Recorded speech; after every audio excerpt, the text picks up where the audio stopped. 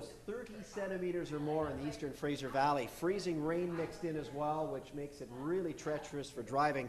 This weather system is really a big snow producer in the interior as well. And you know we have another one coming, but it won't be snow moving in. It'll be mild air with a lot of rain. We're here at Global News headquarters, I guess, huh, Mark? This is where it all happens. The lovely Mark Madryga, everybody knows him.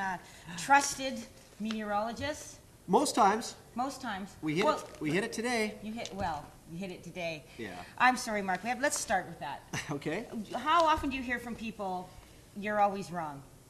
Oh, a lot of the time, and it's not warranted necessarily, although we do miss a few. I was booed in Save On Foods once from the end of the aisle, but nobody's ever tossed anything at me for a bad forecast. Really? But I was booed last June when it rained every day. So when we said it was going to snow, nobody was believing us because we missed one last week. Didn't work out. This one, nobody believed us, but it happened perfectly. So we feel good today.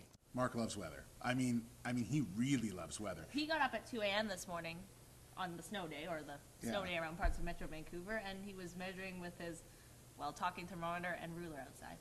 What did you do as a kid that pointed towards your love of this It was weather? the only thing I ever wanted to do. Really? Not necessarily the TV side of it, or radio side of it, or media side, but that, I think, it was in my blood because I used to record forecasts on a little tape recorder, but it was more kind of... For who? Just for myself. You know, I still have all the tapes, over 100 cassette tapes from 1973 on. I don't listen to them that much anymore because my Sony Walkman is broken down. I used to draw, you know, I'd be 10 years old and I'd draw weather maps of BC and just quickly outline BC, where the highs and the lows might be and where the lows would go, and just for fun as a 10-year-old. And after school, come home and monitor the weather, and on weekends. I loved weekends because it was wall to wall, keeping an eye on the weather forecast. And what did everybody else think about that behavior? A bit odd. My mother was worried that I'd never go out and, you know, play hockey on the road with the guys and go to the school dances and stuff. But it all worked out in the end. What he likes is freak winter storms here in freak weather, freak Explosive wind. cyclogenesis. He loves that term. Yeah. Explosive cyclogenesis. That's What is that? Well, you'll see it on the satellite image out in the Pacific, where you'll get low pressure forming, or a storm, in other words. And it's just a little bit of an indication there's a storm developing, and then all of a sudden, 12 hours or 24 hours later, it turns into this well-developed low-pressure center where you can see the circulation, the low, and the storm developing. And that's when it goes quickly from initial stages of almost nothing to the big storm. That's explosive cyclogenesis. It's so cool. It's a favorite movie with weather. The Perfect Storm, George Clooney, Steve Darling, and I, one of our favorites. Just for the record, these two have terrible taste in movies. How many umbrellas do you have in your car at any given time? 4. Really?